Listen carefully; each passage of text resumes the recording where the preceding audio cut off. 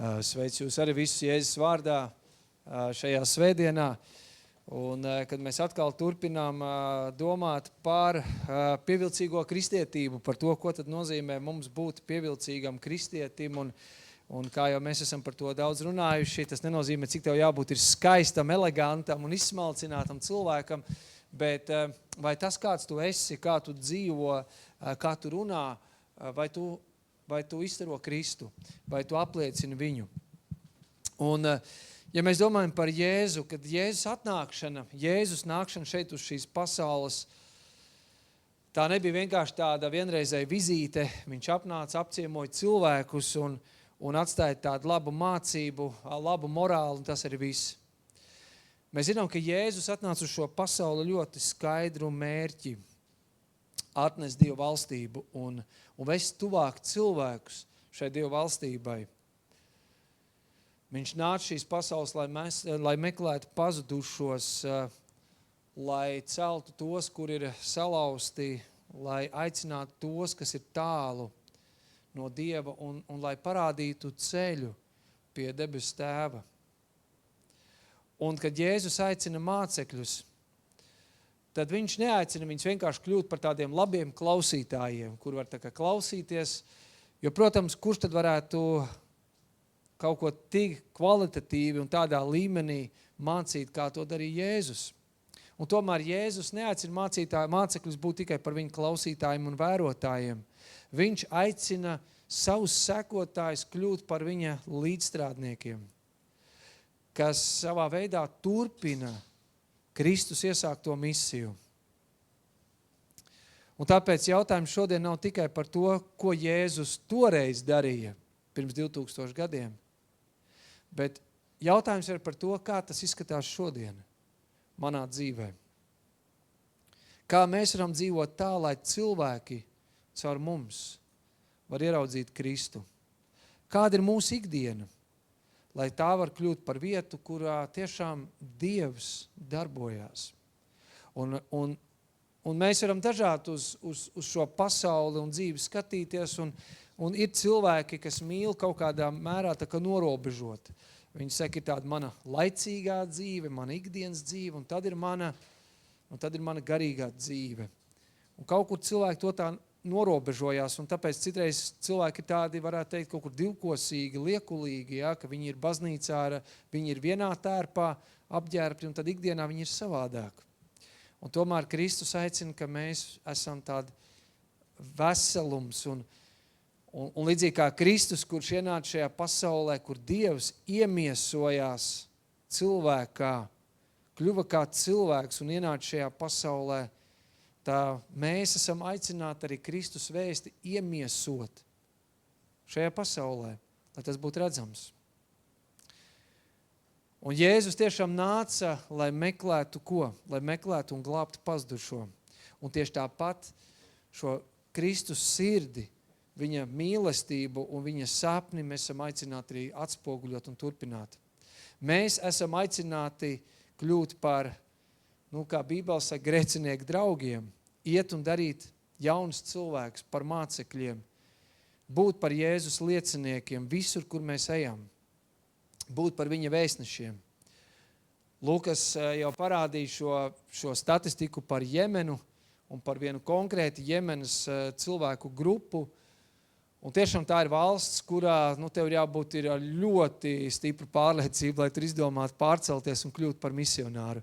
Es pat domāju, tādā tiešā veidā tu tur pat īsti nevar būt, kristietību izpaust un liecināt, jo, tā ir ļoti radikāla musulmaņu zeme, un tur tiešām tevi var pat nogalināt kāds cilvēks. Un tomēr mēs esam aicināti arī pat tādā vidē nest evaņģēliju. Un tas, ko īstenībā daudzi atzīst, ka tieši šādās kultūrās, kur ir ļoti grūti tiešā veidā sludināt evaņģēliju, patiesībā attiecības un draudzība ir ļoti izšķiroša un svarīga.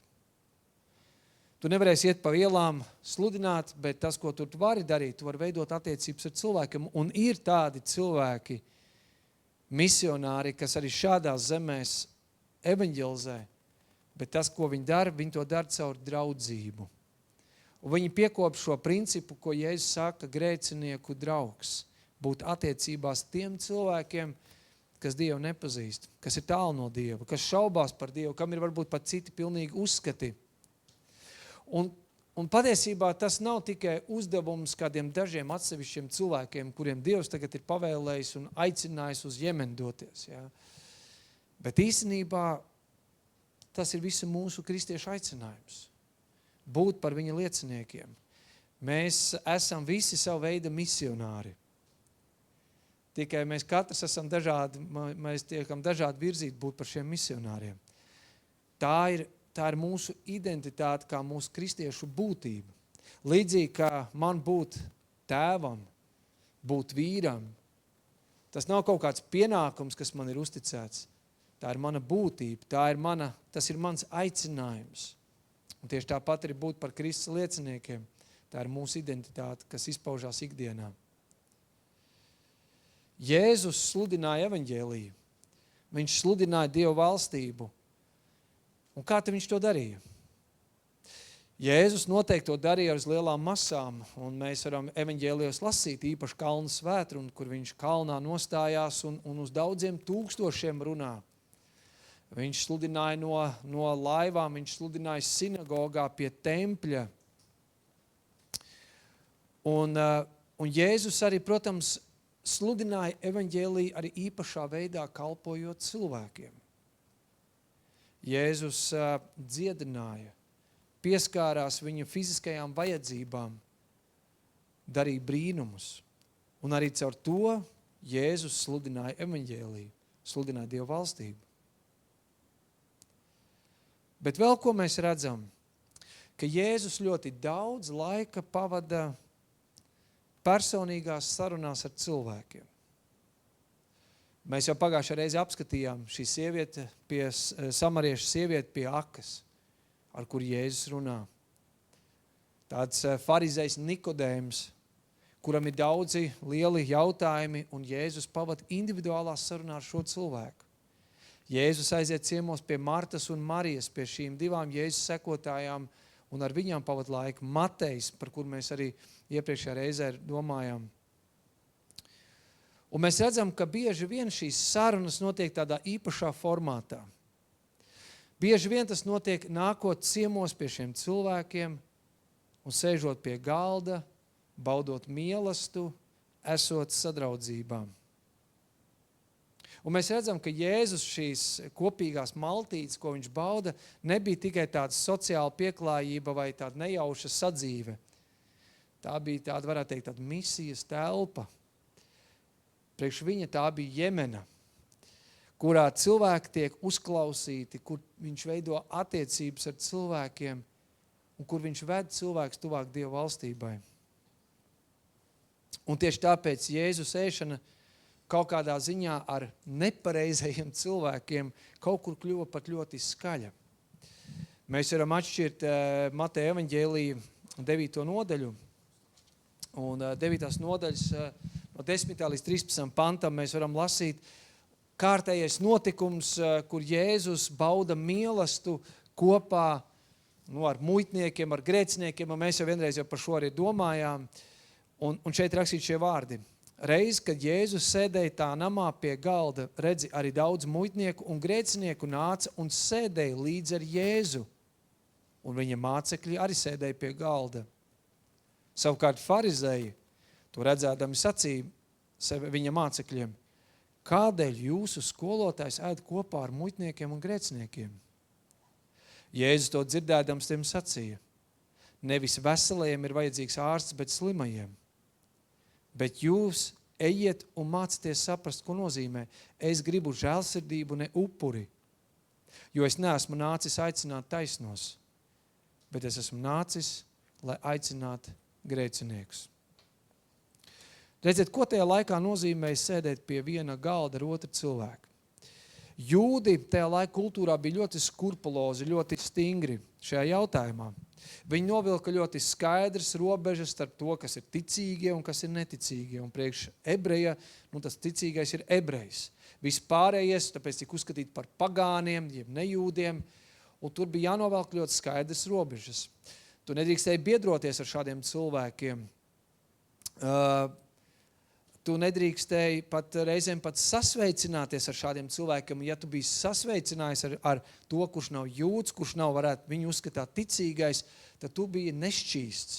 Un tur bija vesels rituāls, kā tev vajadzēja šķīstīties.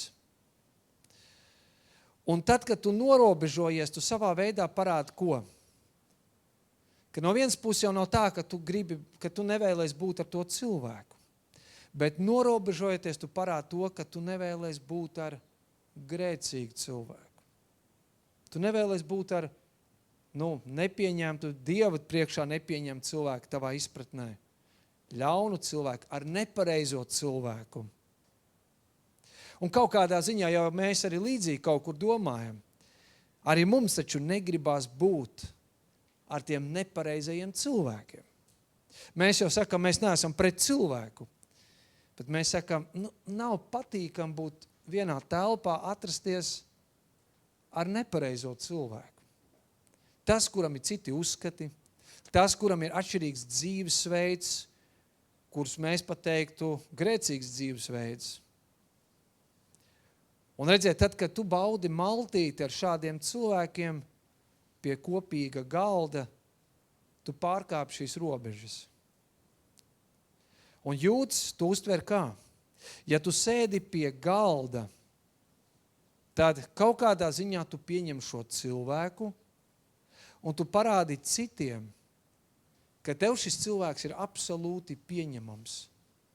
Un kāds par to var nolasīt pat tā, tātad tev ir pieņemams arī šī cilvēka dzīvesveids.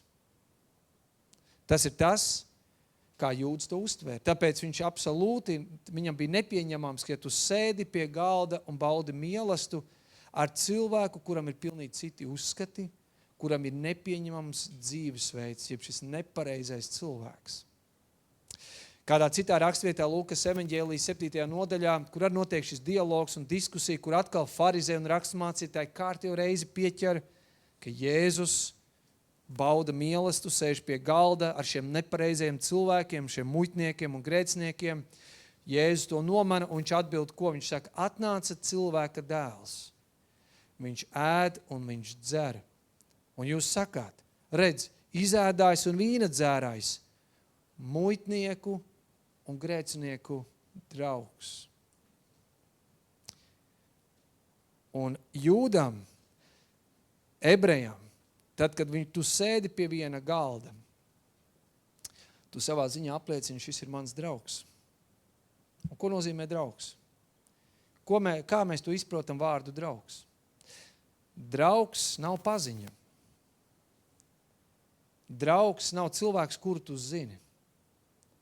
Draugs ir cilvēks, ar kuru tu veido attiecības. Un tāds bija pārmetums par Jēzu. Jēzu, tu veido attiecības ar šādiem cilvēkiem. Tas bija absolūti nepieņemami. Tāpēc sēdēt pie viena galda ar šādiem cilvēkiem bija kaut kas ļoti radikāls. Jēzus pārkāpa kaut kādas robežas, kārtību un principus. Un jautājums ir, vai Jēzus ar to neparāda, ka viņš pieņem arī šo cilvēku dzīvesveidu? Nu jā, Jēzus tiešām pārkāp šīs robežas.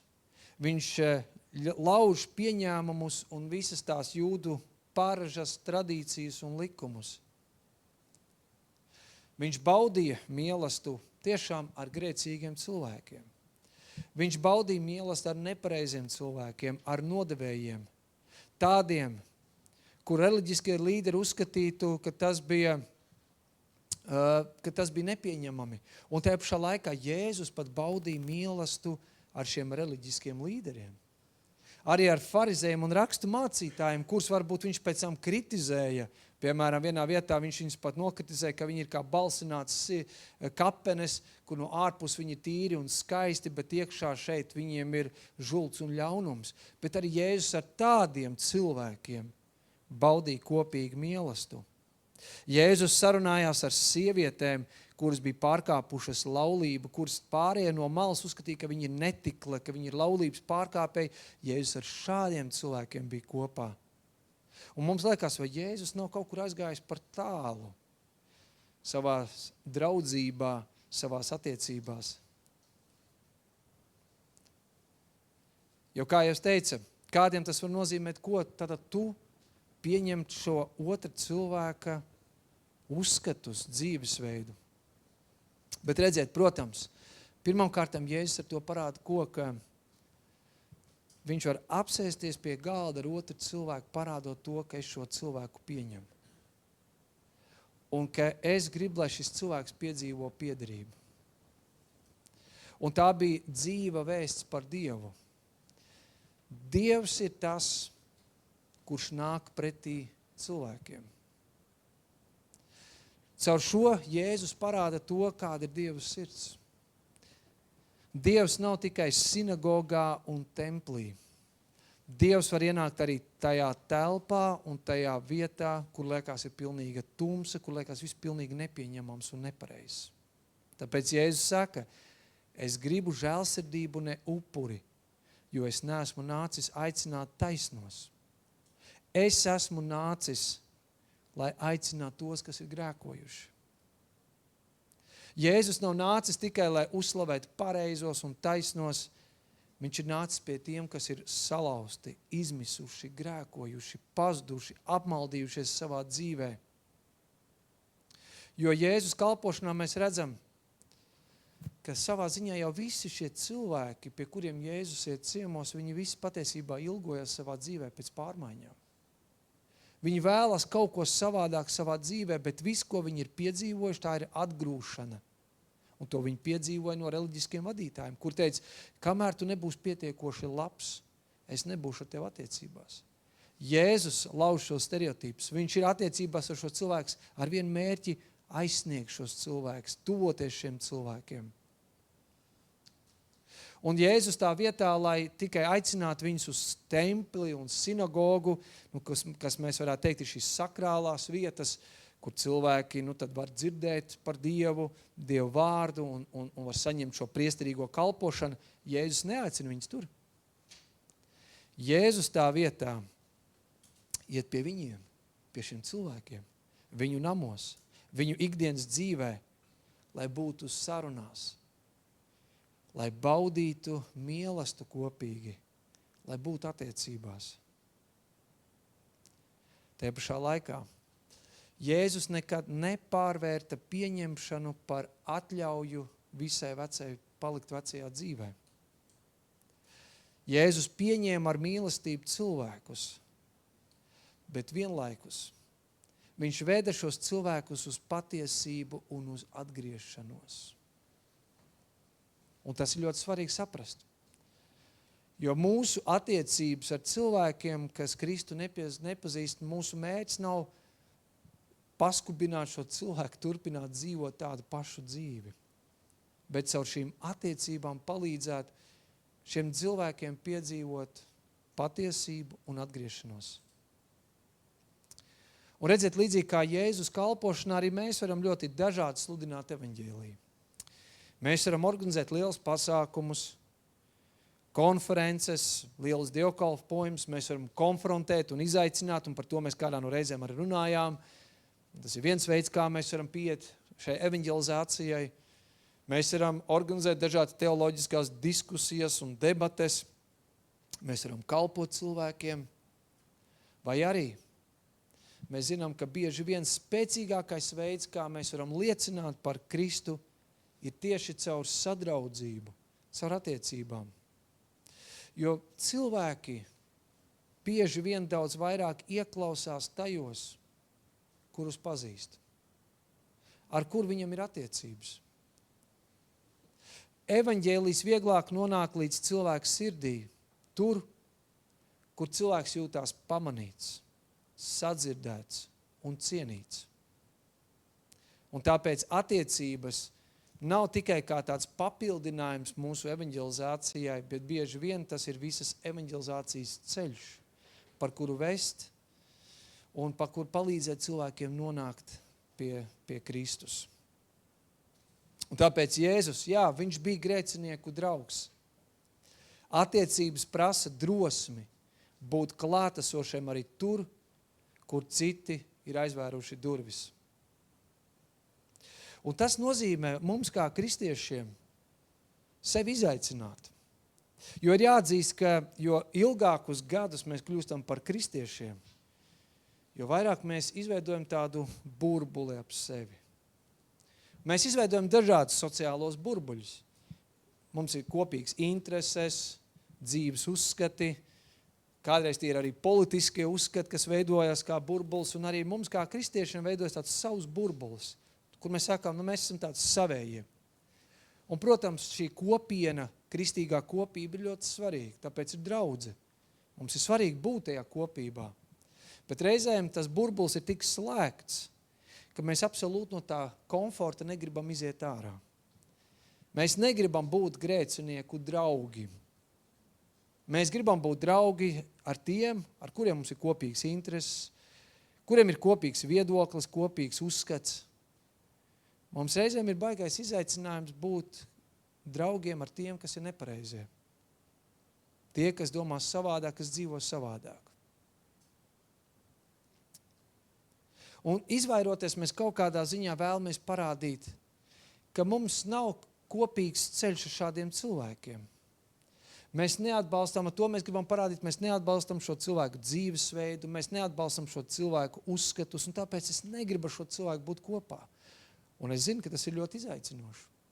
Tas ir ļoti izaicinoši būt ar šādiem cilvēkiem. Bet redziet, galds, ja mēs tā skatāmies simboliski, nav tikai vieta tādai ērtai kopībai ar saviem cilvēkiem.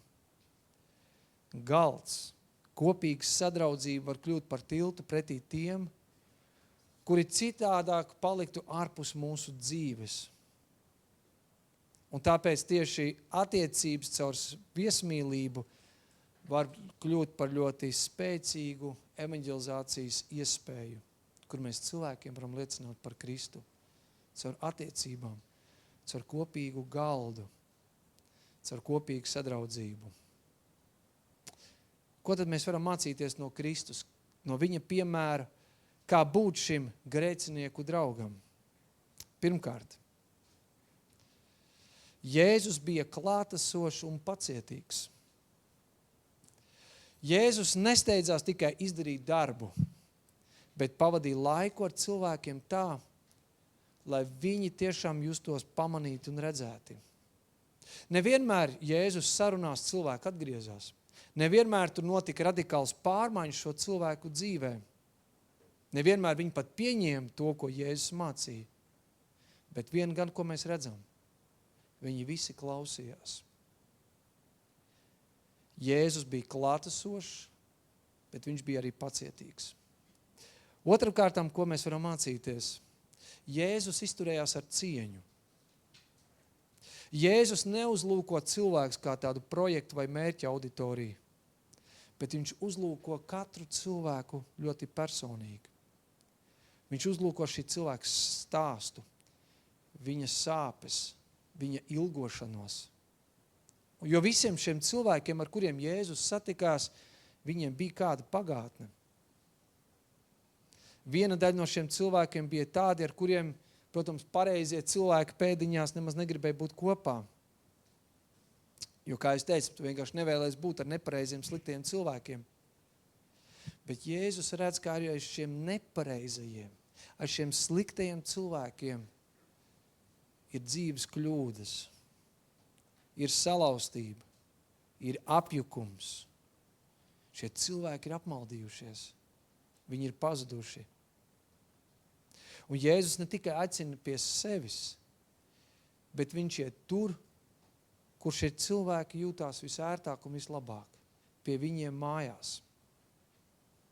Un tagad iedomājies par kādu cilvēku, varbūt par cilvēka grupu, pie kuriem tu nekad nevarētu aiziet. Un ar kuriem kopā tu nekad nevarētu atrasties. Tev būtu diskomforts. Tev ir savi iemesli, iespējams objektīvi iemesli, kāpēc tu ar šo cilvēku nevar būt kopā. Cik grūti tas būtu, vai ne? Drīzāk mums būtu daudz vieglāk nosodīt, parādīt, kur šie cilvēki ir nepareizi, nevis parādīt līdzjūtību un cieņu pret šo cilvēku. Un tad, kad Jēzus ir attiecībās ar šiem cilvēkiem, viņš parāda, ka viņš šos cilvēkus ciena. Jo aiz katra grēka, aiz katra grēcinieka viņš ierauga Dievu radītu cilvēku. Neviens cilvēks šajā pasaulē nav nejaušs. Neviens cilvēks nav tā nejauši kaut kā gadījies, un Dievs teiks, šī bija kļūda, ka šis cilvēks ir ienācis šajā pasaulē. Jā, mēs reizēm skatoties uz šī cilvēka dzīvi, varētu secināt, kāpēc šim cilvēkam bija jānāk šajā pasaulē, kādu ļaunumu viņš ir nodarījis šajā pasaulē. Bet tā nedomā Dievs. Dievam sāp sirds par salauztiem cilvēkiem, Dievam sāp sirds, ja cilvēks ir ļauns, bet tā vietā, lai izvairītos un bēgtu no šādiem cilvēkiem, mēs redzam, ko, un Bībelē ļoti daudz ir šis stāsts, kur iesaka, viņš iet un meklē. Viņš apzināti iet tur, kur šis cilvēks atrodas. Viņš meklē, viņš grib atrast šo cilvēku, viņš iet pretī šim cilvēkam, kāda pat saka, viņš dzenās pretī šim cilvēkam, lai viņu atrastu. Un tieši tāpat arī mums, kā Jēzus, arī mums ir jābūt šajā lielajā cieņā pret šiem cilvēkiem, kurus mēs cenšamies aizsniegt un uzrunāt ar evaņģēliju. Mūsu uzdevums ir norādījis uz ko? Uz Jēzus mīlestību un uz patiesību. Un mums nav jāmēģina šie cilvēki piespiest viņiem darīt to, ko viņi nevēlas. Jo arī Jēzus nekur neuzspieda Dieva valstību, bet mēs esam aicināti par to runāt un par to liecināt. Mēs nevaram uzspiest cilvēkiem mūsu uzskatus, bet tas, ko mēs varam darīt, mēs varam mīlēt, mēs varam aicināt, mēs varam kalpot un mēs varam būt klātesoši. Cienīt otru cilvēku. Trešais. Jēzus veidojas sarunu, ne tikai monologu. Un te ir tā atšķirība. Tad, kad tu atrodies, uz skatuves, kancelē, vai kā Jēzus kalna virsotnē un sāk runāt uz cilvēkiem, tur vairāk ir monologs. Bet tad, kad mēs sēžam pie galda, cilvēkiem ir daudz vieglāk atvērties. Cilvēks sāk uzdot jautājumus. Cilvēks var sākt atzīties savās dzīves lietās, un tur var notikt daudz labāk šī saruna, savstarpējā saruna arī par garīgām tēmām. Jo redziet, evaņģelizācijā svarīgi, protams, ir pasludināt evaņģēliju, bet tikpat svarīgi ir arī klausīties. Tāpēc evaņģēlijs nav tikai monologs. Evaņģēlijs ir arī klausīšanās. Kā mēs to sakam, klausīties ar evaņģēlija ausīm. Sadzirdēt, kas ir šo cilvēku jautājumi, kas ir viņu iebildumi, kas ir viņu izaicinājumi.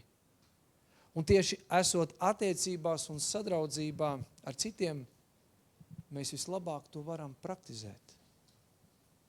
Un piekritīsiet, apsēžoties pie kafijas tases vai baudot gardas pusdienas, tās sarunas notiek daudz vieglākas, daudz dabīgākas un tur savstarpēji kaut kāda cieņa notiek, tad, kad divi cilvēki sēž pie galda. Labs piemērs ir, piemēram, alfa kurs, ko daudzas draudzes izmanto, un es teiktu tāds vispopulārākais, tāds visefektīvākais veids, kā sludināt evaņģēliju. Un daudz cilvēki ir atzinušies, kāpēc alfa kurs ir tik efektīvs. Tas ir ne tikai tāpēc, ka tur ir ļoti labas lekcijas, bet alfa kurs veidojās no tā, ka cilvēki ir arī sadalīti mazākās grupiņās. Un pēc tam šajās grupiņās viņi var diskutēt. Un tur ir kāds svarīgs nosacījums. Neviena atbilde, neviena doma nav nepareiza. Ja tev ir šaubas, ja tev ir iebildumi, ja tu netici, ja tu esi pret kaut kādiem uzskatiem, tev ir pilnas tiesības par to runāt. Un to vairāk cilvēki ir atzinuši, ka tas priekš viņiem ir bijis tāds milzīgs, svarīgs sākuma punkts viņu ticībās ar Dievu, ticībā uz Dievu. Ka viņi ir varējuši būt atklāti savā sarunā par to, ko viņi domā un kāda ir viņu pārliecība. Tad, kad mēs esam sarunā ar otru cilvēku, man liekas, ir tāda laba iespēja, ko mēs varam izmantot, šī saucamā tilta pieeja, kur mēs varam runāt ar cilvēkiem par dažādām dzīves tēmām, bet mēs arī klausamies, kas aiz tām tēmām patiesībā slēpjas. Un es negribētu tagad teikt, ka es katru anekdotu, ko otrs cilvēks izstāst, mums jāmēģina kaut kādu mācību dabūt, ja? Bet bieži vien jau cilvēks, tad, kad tu sāc tā nopietni runāt, tu sadzirdi. Tu sadzirdi, kas šeit cilvēku dzīvē notiek. Un atkal labs piemērs ir stāsts, kur Jēzus ir ar šo samariešu sievieti. Un sākumā viņiem ir saruna par ūdeni, jo šī sieviete ir atnākusi pie akas, lai smeltu ūdeni. Un viņi lūdz, lai Jēzus viņai varētu palīdzēt, un Jēzus sāk runāt, sākumā liekas par ūdeni, bet beigās viņš runā par dzīvo ūdeni. Par patieso garīgo ūdeni, kas remdē cilvēku garīgās slāpes. Un tādā ziņā mēs redzam ļoti labi, kā Jēzus spēja no tādas ikdienišķas praktiskās sarunas nonāk patiesībā pie daudz dziļākas sarunas, jo īstenībā tai sievietei bija garīgas slāpes. Viņa nebija laimīga sieviete. Un tur ir vesels konteksts, kur mēs to varam ļoti labi nolasīt. Un Jēzus tiek pie šīs sievietes pašas sirds, pie tā paša kodola, kas visvairāk viņu satrauc.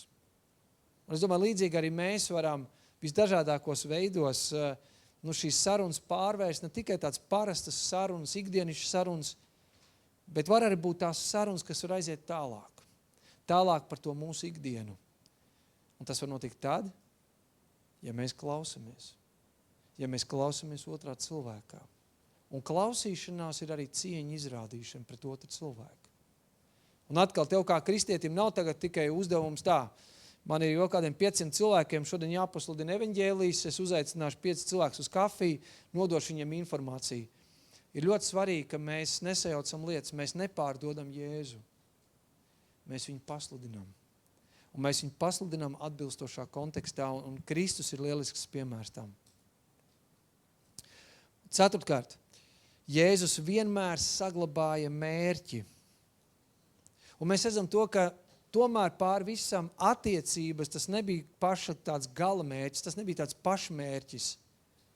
Bet kā mēs redzam, Jēzus attiecības veido kā tādu ceļu, lai cilvēks vest pie patiesības un atgriešanos. Un atkal labs piemērs Bībelē ir Caķejs. Arī šis cilvēks, kuram ir ļoti slikta reputācija, mēs teikt tāds riebīgs cilvēks, kurš ir bijis, kurš ir nodarījis pāri ļoti daudziem cilvēkiem, saviem tautiešiem, viņu izkrāpjot naudu un apzogot viņus caur dažādām schēmām, caur nodokļu iekasēšanu, it kā Romas impērijai, imperatoram. Un mēs redzam, ka šis Caķejs, viņš kaut kādā brīdī, viņš dzird, ka tur ir Jēzus, un tātad viņam jau ir kaut kādas ilgas, viņam ir kaut kādi jautājumi, kaut kādas šaubas. Viņš patiesībā grib šo Jēzu satikt. Tas nozīmē to, ka ar visu savu bagātību un veiksmīgo it kā dzīvi viņš līdz galam nav apmierināts. Un tur viena epizode viņš uzkāpa kokā, lai redzētu, kur ir Jēzus, un Jēzus viņu pamana. Un, protams, tam tur ir dievišķs notikums tajā visā. Jēzus viņu pamana, un ko Jēzus saka? Jēzus nevis viņam tūlīt sāku pat taisno teikt, Caķej, tu dzīvo grēcīgu dzīvi, tu esi sāpinājis daudz cilvēks, tev jāatgriežas no grēkiem. Bet ko dara Jēzus pirmais? Šeit Caķej, es šodien pie tevis iešu un baudīšu mīlestību. Un ko dara Caķejs? Viņš vienkārši ir priecīgs un starā, kā jau no austrumu kultūras saka, protams, nāc ciemos pie manis. Mēs taču neesam latvieši, mēs esam austrumnieki, ja? Nāc pie manis, baudi.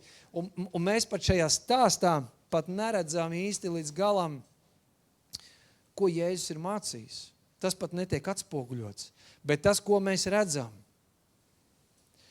kas notiek pēc šī kopīgi pavadītā laika ar Jēzu un pēc šīm sarunām, mēs varam te lasīt, kur Caķejs, pēc tam viņš saka, kungs, redzi, pusi no savas mantas esmu gatavs atdot nabagiem. Un ja esmu no kāda netaisnīgi kaut ko izspiedis, es 4-kārtīgi gribu atdarīt atpakaļ. Mēs redzam radikālu rīcību, liekas, Caķejs ir pilnīgi izmainījies. Un ko saka Jēzus? Šodien šis nams ir pestīšana piedzīvojis. Šeit ir notikusi pestīšana, jo arī šis ir Ābrahama dēls.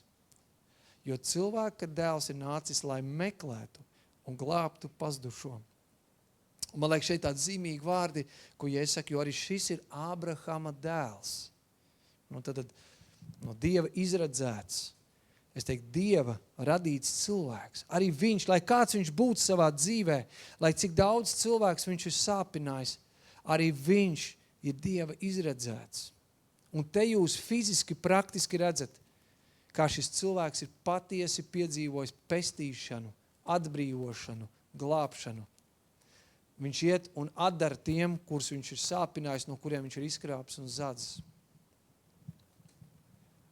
Un tas mums iemāca savā ziņā šis piemērs mums iemāca tādu līdzsvaru, ko mums noteikti nevajag pazaudēt.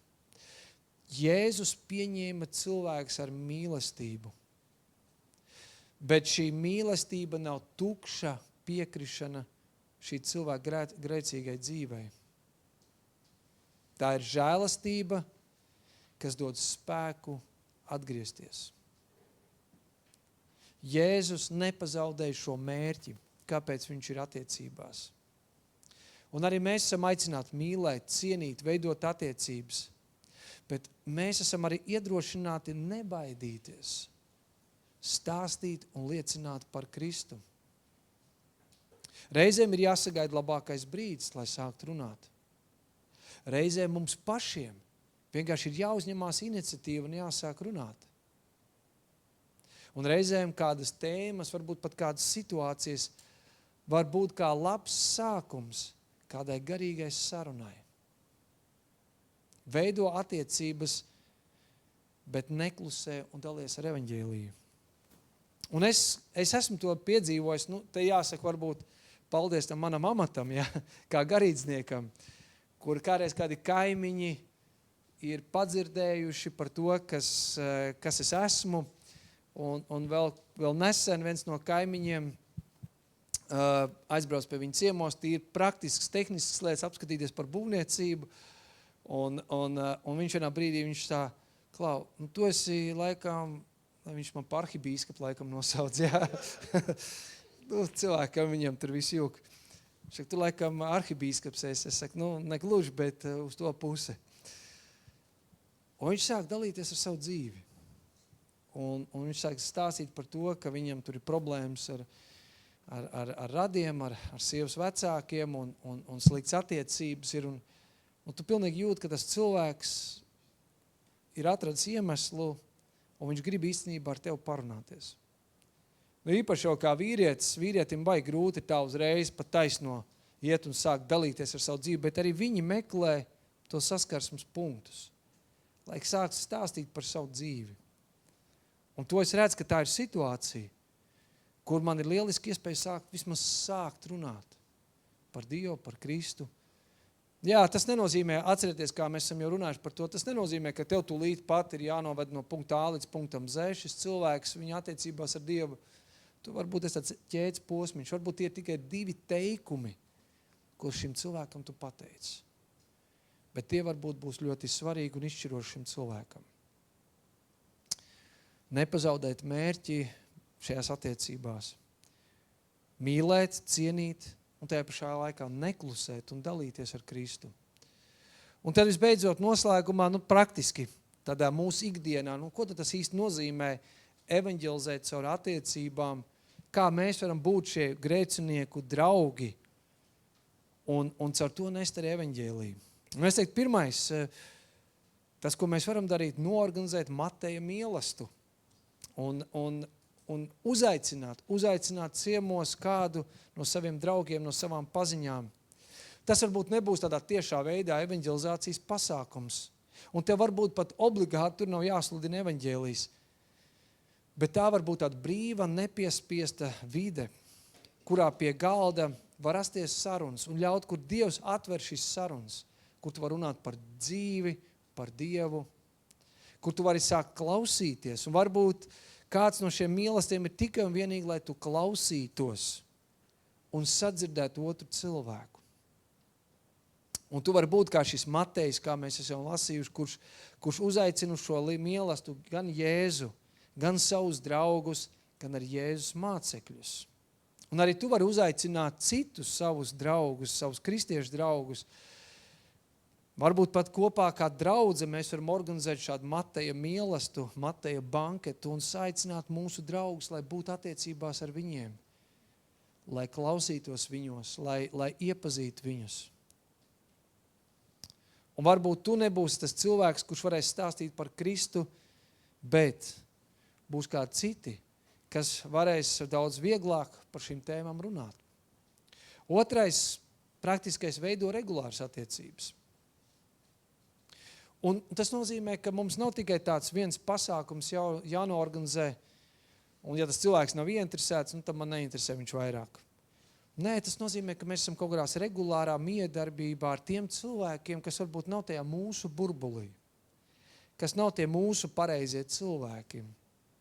Tas nozīmē, ka mēs kaut kur regulāri apzināmies satikties ar šo cilvēku. Tev nav katru reizi jātais pusdienas šim cilvēkam vai vakariņas. Kādreiz uzaicināt uz kafiju, aiziet. Un īstenībā tie pat varbūt arī citi veidi, jau ne tikai mielasts. Es domāju, kādreiz tas ir kopīgs pārgājiens. Skriet kopā, laikam Patricija nebūtu normāli, tur nevajag runāt laikam, jā. Bet varbūt reizēm arī kopīgs skriet, kopīgs ceļojums, iet kopīgi uz sporta zāli, jebkādi kopīgi saskarsmes punkti, bet kas ir svarīgi, ka viņi var būt regulāri. Un ja tev Dievs ir līdz sirdi un atvēr šīs iespējas ar kādu cilvēku būt tādās regulārās attiecībās, izmanto to iespēju. Esi regulārā sadraudzībā ar šo cilvēku. Nākamais, un tas jau, ko es daļai jau minēju, dari to kopā ar citiem kristiešiem. Un es ticu tam, ka evanģelizācija var būt ne tikai viens uz viens, bet arī kopienā, mums esot kopā. Man tāds labs piemērs, es atcerējos sen atpakaļ, mēs vēl pulcējamies Pasaku valstībā, bērndārzā, sportzālītē, un mēs arī noorganizējam šādu, varētu teikt, Mateja banketu, tāds svinības, kur mēs uzaicinājām cilvēkus no draudzes, bet mēs uzaicinājām arī tādus draugus no mūsu apkārtnes, mūsu kaimiņus, un tas absolūti nebija evanģelizācijas pasākums, kurš kāds kaut ko sludināja, bet mēs vienkārši forši pavadījām laiku kopā. Un es atceros, pie manis bija atbraukuši arī kristiešu draugi no Liepājas, un cik interesanti, ka tajā vakarā tie mūsu draugi no Liepājas sapazinās ar maniem kaimiņiem, viņi tā sadraudzējās, ka viņi pēc tam sarunāja, ka viņi tur Liepājā kopīgi laiku pavadīs, jo tam Liepājas, tam draugam, tā ir viņa dāvana būt draudzīgam. Viņš ir tāds īsti patiesi draudzīgs cilvēks. Liekas, kā var tik ātri tu uzreiz sadraudzēties, ja? Un es zinu, ka jūs tie introvertie vienkārši šausmieties šobrīd, ja? Ārpēc kā to var izdarīt. Bet tāpēc jau Dievs mūs dažādi lieto. Vienam Dievs ir devis brīnišķīgi dāvanu vienkārši garšīgi pagatavot ēst. Ja? Teiksim, meksikāņu ēdienu pagatavot. Kādam ir tiešām šī viesmīlība, kurš var uzņemt savā namā, kurš labprāt, viņš ap sevi spēs pulcināt visdažādākos cilvēkus. Un ir tie cilvēki, kuriem ir fantastiska dāvana klausīties. Un mums tādi cilvēki ir draudzē. Viņi maz runā, bet viņi klausās, viņi sadzird. Un kā jau es teicu vēlreiz, tad, kad mēs klausamies otrā cilvēkā, mēs parādām, ka mēs šo cilvēku cienam. Un tad ir mums tie runātāji. Un arī tādi ir vajadzīgi. Nav forši, ka tu atnāc ciemos un tad viss stāv un skatās un tagad katrs kaut ko, tev kaut kāda limonāde ir glāzē, tad tu to tur, ja. Ir forši, ka tie cilvēki, kas lauž to ledu kausē, un varbūt tajās sarunā, tajās sadraudzībā, un aprunāties, iepazīties, uzņemties iniciatīvu. Nerunāšu par tiem, kuriem jau uzreiz ir dāvanā dots uzreiz pat taisno, ja, teikt, ko viņi domā. Arī tāda ir vajadzīga. Dievs mūs katru dažādos veidos lieto, bet mēs to varam arī darīt kopā.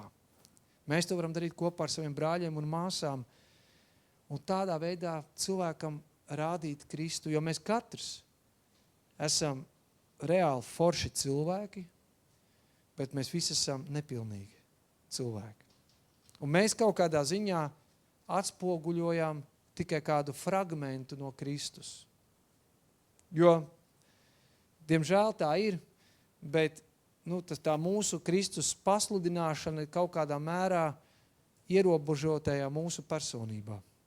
Un tāpēc jau ir tā, ka cilvēks saka, tad, kad kāds stāsta par Kristu, tad viņš Kaut kā liekas, tas Kristus ir ļoti līdzīgs tam cilvēkam.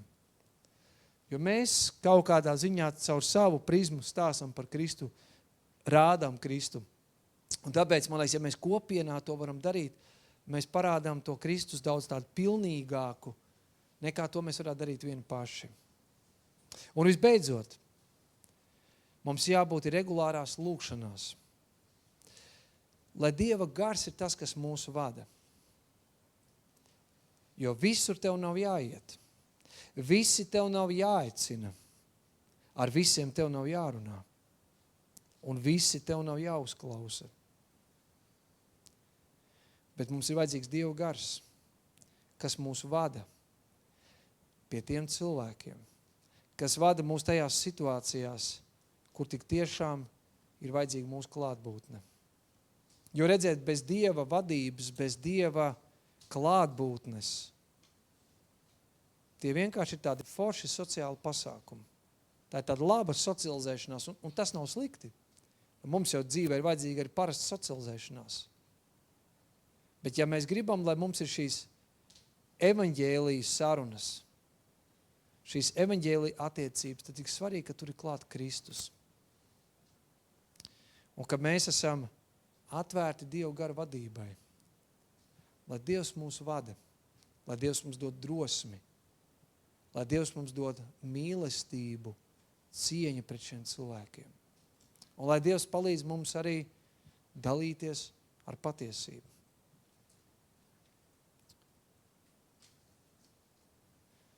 Kā jau mēs to redzam un secinām no Kristus evaņģelizācijā, Kristus pasludināšanā, svarīgākās ir attiecības. Jo cilvēki nevienmēr vispirms klausīsies mūsu argumentos, bet viņi vienmēr jutīs mūsu attieksmi. Un cilvēki atverās tur, kur ir mīlestība, kur viņi redz ir cieņa, kur ir drošība un kur ir uzticība. Un attiecības ir fantastiska augsne, kurā evaņģēlijs visbiežāk sāk dīgt un nest augļus. Un viens no praktiskākiem veidiem, kur mēs šo augsni varam veidot, ir būt pie galda, būt kopīgā sadraudzībā, būt pie kopīga mīlesta. Jo tas ir brīdis un laiks, kurā mēs varam apstāties, kur mēs apzināti varam būt nedalītā uzmanībā ar otru cilvēku. Un kā jau es teicu, tas var būt gan pie galda pusdienās, vakariņās, bet tā var būt arī kafija, tēja, vienkārši sarunas, kurā mēs esam klātesoši. Un tas var atvērt iespējas un sarunas, kurā mēs varam vairāk stāstīt par Kristu. Lai Dievs mums dod drosmi, lai Dievs mums dod pareizu garu un attieksmi, kad cilvēki varētu paskatīties uz mums, teikt, arī tu esi grēcinieku draugs. Un nevis tāpēc, ka tev ļoti patīk, kā tas cilvēks dzīvo, bet tāpēc, ka tu zini, ka šis cilvēks Dievam ir svarīgs. Un tu nebaidies iet tajā telpā, tajā vidē, kas varbūt priekš tevis ir pilnīgi sveša, varbūt kaut kur liekas nepieņemama. Bet tādā veidā tu parādi Kristus garu. Arī Kristus nāc pie šādiem cilvēkiem. Pēc dievkalpojuma mēs noslēgumā atkal pārnāsim pāris jautājumus, un kur jūs varēsiet savā starpā drusciņi parunāt, kas tad ir tie jūsu izaicinājumi, jūsu bažas, un kur jums reizēm ir grūti, kam jums ir jātiek pāri, lai būtu tādā cieņā un pacietībā pret otru cilvēku. Bet par to mēs domāsim pēc dievkalpojuma. Lūksim Dievu. Mēs, Jēzus, pateicamies, ka tu esi parādījis draudzību arī pret mums, kas esam bijuši nepilnīgi un arī pieļaujam kļūdas un grēkojam. Tu mūs neatrāji, tu mūs neatstum, bet tu nāc pie mums un ar mums baudi mīlestību garīgā nozīmē. Paldies par tavu pieņemšanu, paldies arī par tavu izaicinājumu, ko tu līdzās tam nes arī. Un ļauj, ka mēs šo garu varam ienest arī mūsu ikdienas dzīvē. Ļauj, kungs, ka mēs nevis izvairamies no cilvēkiem, bet ka mēs tuvojamies cilvēkiem. ka mēs ieklausamies viņos, ka mēs cienam viņus, ka mēs viņus arī pieņemam kā cilvēkus, ka mēs parādām mīlestību. Un tajā pašā laikā Dievs ļauj, ka caur šīm attiecībām mēs palīdzētu cilvēkiem arī tevi iepazīt vairāk. Un ka mēs būtu pietiekoši drosmīgi un ka tu dot mums gudrību, kā mēs varam arī apliecināt un paust patiesību par tevi, to, kāds tu esi. Jo mēs taču gribam, lai katrs cilvēks var piedzīvot pestīšanu. Pestīšanu savā dzīvē, savā namā. Piedzīvot patiesas pārmaiņas. Un Dievs, mēs lūdzam, ka tu vari īpaši vadīt mūs pie tiem cilvēkiem, kurus tu esi sagatavojis. Svētais Gars, dod, kā arī mūsu ikdiena var būt kā šī misijas telpa, kur mēs varam izdzīvot mūsu identitāti kā tavi sekotāji. Ļauj mums saskatīt to, ieraudzīt to, ļauj mums kaut kur arī apstāties un nebūt tajā ikdienas steigā, apstāties un kādu no cilvēkiem arī uzklausīt. Jēzu, mēs lūdzam dod īpaši savu svētību un vadību, tur, kur varbūt liekas ir bailes, tur, kur liekas mēs nezinām, kā to darīt. Mēs lūdzam, lai tu caur mums runā, lai tavs gars caur mums runā. Mēs tev pateicamies par to brīnišķīgo darbu, ko tu jau esi darījis mūsu dzīvē. Paldies par tām attiecībām, kas mums var būt ar mūsu cilvēkiem, arī ar tiem cilvēkiem, kas nav kristieši, un arī ar tiem cilvēkiem, kuri dzīvo ar pilnīgi citiem uzskatiem. Jēzu, paldies par šiem cilvēkiem, paldies, ka tu par katru cilvēku esi atdevis dzīvību. Tu esi nākts, lai meklētu un glābtu pazudušos. Ļauj, ka šāds sirds stāvoklis mūsos katrā būtu. To lūdzu Kristus vārdā. Āmen. Es aicinu, ka varam celties kājās un kā draudze slavēt.